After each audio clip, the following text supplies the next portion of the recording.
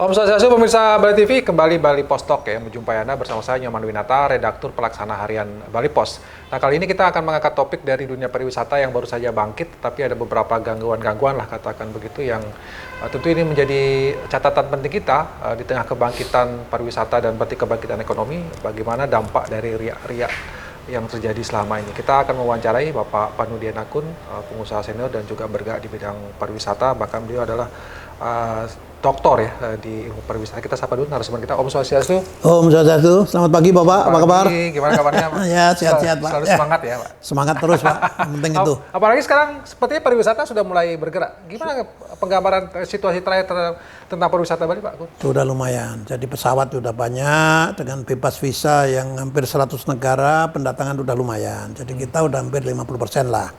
Kalau sebelum pandemi itu kan tiap hari 30.000 kan, sekarang udah 15.000. Kadang-kadang udah ke 20.000, ya udah bersyukur sekali kita. Jadi mulailah starting. Jadi toko-toko, hotel-hotel bintang 5 udah isi semua, hunian udah hampir 85%, 90%. Memang ada hotel yang masih sedikit, ada juga. Sekarang kan yang five star itu udah lumayan Pak hunian. Dan itu wisata masing lumayan, dan domestik juga lumayan. Kita bersyukur karena itu Pak. Kenapa? Dengan dibukanya visa on arrival, dengan dibukanya penerbangan asing yang banyak itu lumayan Pak. Justru penerbangan lokal kita yang belum banyak berkibar, Garuda misalnya itu kan, harusnya kan ditambah Pak. Ke kota-kota misalnya Melbourne, Sydney, Perth, atau Singapura, atau Tokyo, atau negara-negara maju seperti Kuala Lumpur dan Dedek Bengek itu kan harusnya Garuda jemput bola. Ke Frankfurt misalnya, ke London, ke Paris, ke Amerika itu Garuda nggak punya pesawat. Gitu, itu harusnya kan, ini kan pesawat asing yang datang kan. Emirat misalnya gitu kan, Turkish Air, itu kan. Nah ini memang jemput bola, dan sekarang penerbangan udah kembali agak normal, terutama yang ekonomi. Kalau ke Eropa itu kalau bisnis masih mahal, antara 80 juta sampai 100 juta return ya, dan pasar Frankfurt itu segitu. Kalau ekonomi udah agak murah, 1.500 euro atau 1.500 US dollar return. Ya, kalau ke Australia itu udah murah, ada yang 1.000 dolar PP ke Melbourne udah mulai turun, di compare waktu pandemi. Jadi ini membantu itu, karena penerbangan itu penting kan. Jadi kan kebanyakan memang terbang itu kan 80% ekonomi Pak. Bisnisnya hanya 20%. Kemarin dengan adanya Emirat ya, yang pesawat besar itu, yang menumpangnya 390.000 orang, lumayan Pak. Jadi itu kita bersyukur Pak. Dan itu terbangnya kalau nggak salah tiap hari atau seminggu 3 kali, saya nggak tahu ya. Itu membantu sekali. Jadi itu kan tamu dari seluruh dunia, ya kan, kumpul di negara dia, bawa ke sini. Very good Pak. Jadi sudah mulai ada kebangkitan. Sudah ada. Kalau misalnya ini apakah sudah sesuai dengan ekspektasi atau sebenarnya di luar ekspektasi? Artinya kita tidak berharap sebanyak itu, tapi ternyata sudah terjadi sebanyak ini kunjungan. Nah, ini kuncinya kan ini Pak, penerbangan dan kemudahan datang Pak. Dulu kan VOA itu gratis dari tahun 2014 sampai 2019. Waktu itu kan lumayan Pak, booming. Bali ini totalnya kalau nggak salah 15 juta domestik maupun asing waktu itu. Nah, nanti ini mudah-mudahan Pak, memang dengan adanya VOA bayar pun tidak apa-apa. Cuman itu tek birokrasi. Karena harum bayarnya kan lewat BI counter itu kan pertama datang, bayar dulu VOA, baru ke imigrasi. Setelah itu nanti ke Bea Cukai ngambil barang-barang. Agak sedikit terhambat. Kadang-kadang ada komplain kok lama, kok 2 jam, kok 3 jam. Memang begitu. Makanya counter perlu ditambah.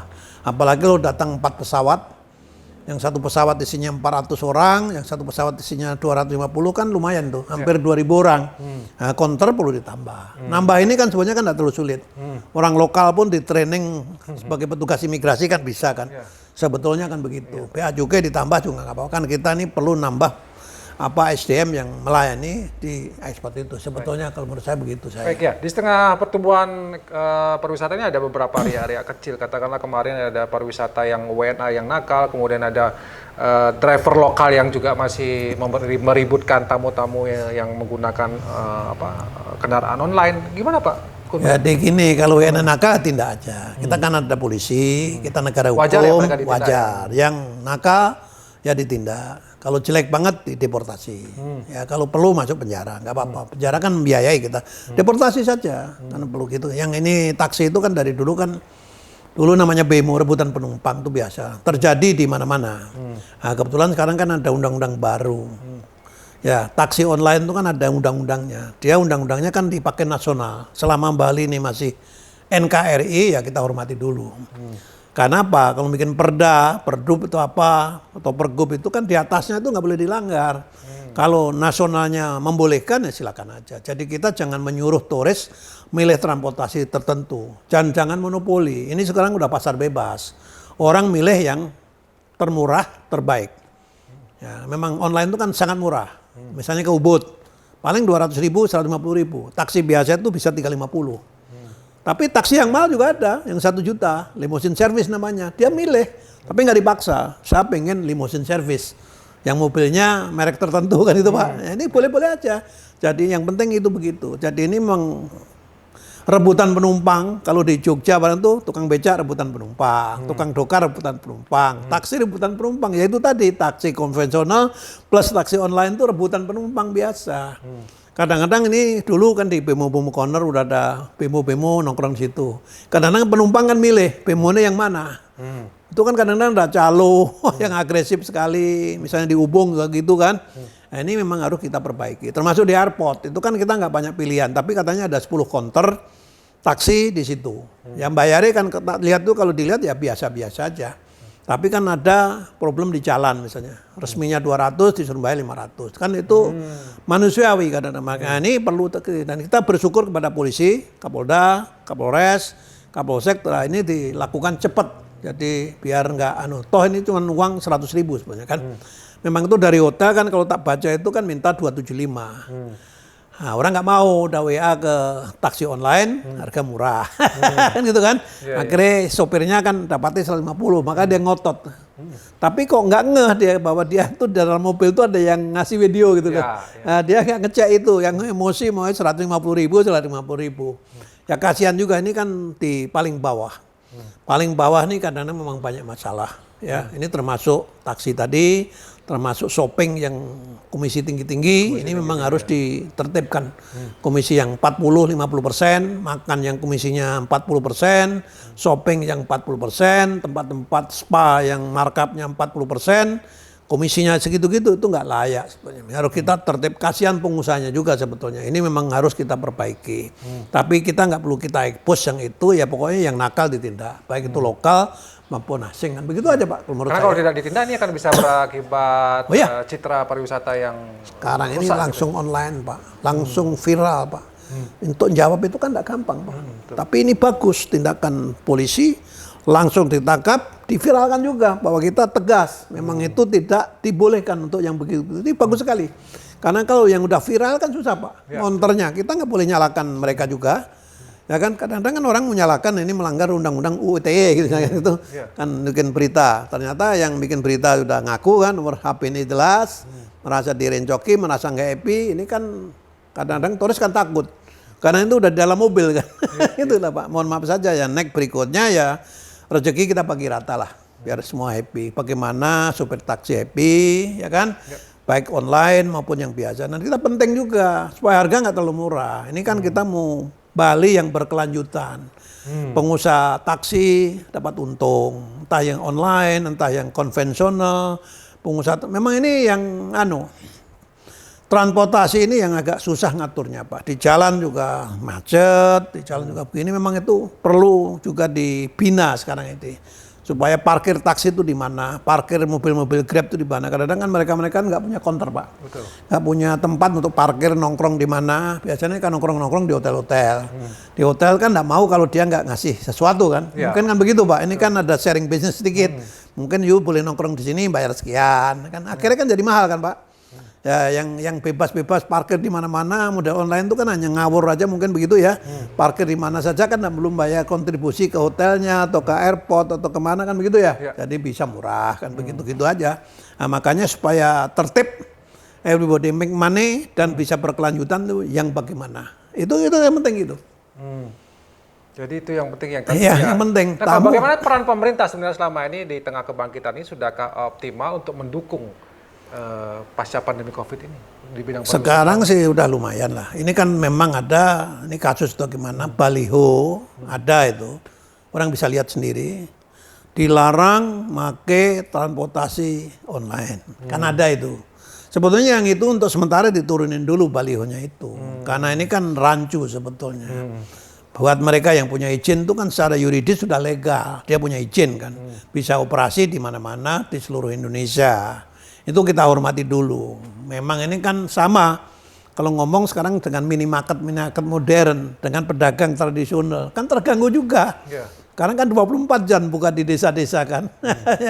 Itu kan masyarakat lokal juga terganggu, to be honest. Karena mereka itu networkingnya lebih bagus, manajemennya lebih bagus. Ini kan dengan lokal ini kan perlu dilindungi manajemennya dan pemasarannya dan permodalannya. Jangan sampai nanti bentrok terus. Ini kan rebutan rezeki sebetulnya. Ya. Okay. Rebutan rezeki yang paling bawah itu yaitu pasukannya. Kalau transportasi ya sopir tadi. Bagaimana dia kan cari sesuap nasi aja sebetulnya. Bukan cari kekayaan Pak. Karena juga gaji tidak besar ya kan. Yang itu gitu supaya kita happy lah. Bangun Bali ini yang penting kan semua happy, makmur. Tidak ada yang sifatnya agresif. Kita kan Bali ini kan ramah tamah, ya senyum, humble, melayani tamu. Doktrinnya itu begini, tamu adalah raja, lengganan adalah raja. Jangan hanya partner. Karena ada sekolah perhotelan ngajari mahasiswanya bilang tamu itu hanya partner. No, lebih tinggi. Customer is the king. Kalau saya doktrin ke anak buahku begitu. Tamu adalah raja. Makanya biar milih. Mana yang suka? Dia mau yang Mercedes, dia mau taksi Innova, dia mau taksi biasa, dia mau limousine, mau Alphard, mau Land Cruiser, silakan. Tidak dipaksa. Kan itu ada standarnya masing-masing. Makin pakai mobil mewah, makin pede, makin percaya diri. Ada kan itu. Selebriti. Rusia pun begitu kemarin. Banyak yang nyewa mobil mewah. Kemana? Ke disko-disko, ke klub-klub, ke hotel-hotel mewah. Ini contoh. Biarin aja. Nah, yang murah pun ada kebagian. Pengen yang hotel kecil juga ada. Yang harga 100 ribu, 200 ribu ada. Pengen hotel 50 juta juga ada. Kan begitu. Transportasi itu kalau bisa ya jangan dipaksa. Sukanya apa dia? Milih. Mana? Nah gitu. Biarkan wisatawan memilih Pak ya. Iya, kalau saya. Sekarang bagaimana kemudian di tingkat pelayanan ditingkatkan lagi sehingga menjadi pilihan ya. Dan biarkan mereka bebas. Iya, kalau menurut saya kenapa? Rezeki itu kan semua akan dapat Pak. Yang kita modal kecil, taksi itu kan dari level Bapak kan ada yang murah. Dari harga mobil pun ada yang murah. Kan harga 300 juta sama harga mobil yang harganya 1,5 miliar. Atau harga 2 miliar kan beda tarif Pak. Nah ini suruh milih aja. Dan itu pasar itu ada. Kalau yang mahal, kalau transportasi itu limousine service. Ada Mercedes, ada macam-macam lah mobil-mobil mewah itu. Itu mahal, dari airport ngedrop ke hotel mahal, dari hotel ngedrop ke airport mahal. Nah itu jangan sampai nanti ribut dengan tadi yang dilindungi tadi kan. Jadi harus di awe-awe, harus pakai taksi lokal. Nah, ini undang-undangnya kan tidak boleh melanggar undang-undang pusat seperti kalau menurut saya gitu kan. Jadi itu jangan dilanggar selama daerah jangan mengeluarkan aturan yang melanggar yang berbeda dengan aturan. Ya, jangan sampai nanti di bawah itu berkelahi. Sudah mau atau penumpang dari dalam mobil marah-marah kan itu bisa terjadi di yang transportasi yang lain juga. Okay. Jadi ini penting harus kita saling respect, saling hormat. Kalau aturannya masih ada ya itu dihormati aturan itu. Ya semua termasuk di airport. Bagaimana tamu di airport itu dia juga happy mau kemana. Harga taksi berapa kan sudah ada listnya itu. Ngantri gimana. Ya syukur-syukur kalau mau pakai Argo. Kalau di negara maju yang taksi paling murah pakai Argo. Mereknya mobil bebas. Sebetulnya kan kalau ada 10 merek ya Argo itu kan sebenarnya kan paling fair. Kalau di negara Jerman tuh 1 kilo kurang lebih setengah euro Pak. Mau pakai Argo, mau pakai tidak, mirip. Katakan saya mau jarak jauh 200 kilo. Katakanlah ya saya mau ke Jembrana. Atau saya mau ke Buleleng, Singaraja. Itu udah tahu, oh ini 100 kilo. Berarti ini kurang lebih sekian. Sama ya? Pakai Argo, pakai tidak Argo, sama. Itu udah ada list. Sopir taksi itu bawa harga. Ini loh, if you use Argo sekian, kalau you tidak Argo sekian. Mau nggak? Udah ada masalah. Biasanya sebelum berangkat tuh bayar duluan. Gitu kalau di negara maju. Oh nyopir sendiri. Di situ di airport tuh udah ada leasing car, rent car yang orangnya pun enggak ada. Bisa-bisa mobil ada. Nanti kita kredit card kita, paspor kita, bayar di situ. Jadi nanti kalau kita kemana-mana tuh salah parkir pun denda udah di situ. Jadi kredit card kita di print di situ dengan paspor kita. Okay. Bensin udah penuh, nanti pulang harus penuh. Misalnya dari airport Frankfurt mau keliling Jerman, itu modelnya. Jadi Itu ini sudah pelayanannya sudah maju memang, termasuk di Australia. Jadi kita di airport tuh udah bisa nyewa mobil sendiri yang termurah itu. Iya. Yang termurah tuh make mobil sendiri, nyopir sendiri, kan begitu. Jadi intinya sebenarnya bagaimana kalau wisatawan datang ke Bali ya bebas lah dia mau milih Ya, sesuai dengan dan kalau di kemampuan, Bali gitu. aman lah. Sebetulnya Jangan kan, dipaksa-paksa gitu. ya begitu. Mau milih yang mana silakan. Karena ada pilihan juga base. Apakah base-nya nyaman? Kan base kan kita harus jalan kaki dulu ke tempat counter base. Itu yang paling murah. Kemarin dibilang one way 4.400. Base itu Dewata Ya, itu kan, ke airport sudah ada. Ya, di negara maju juga gitu. Ada base, ada kereta, ada taksi biasa, ada limousine service. Itu biasa. Makanya ini kita benahi.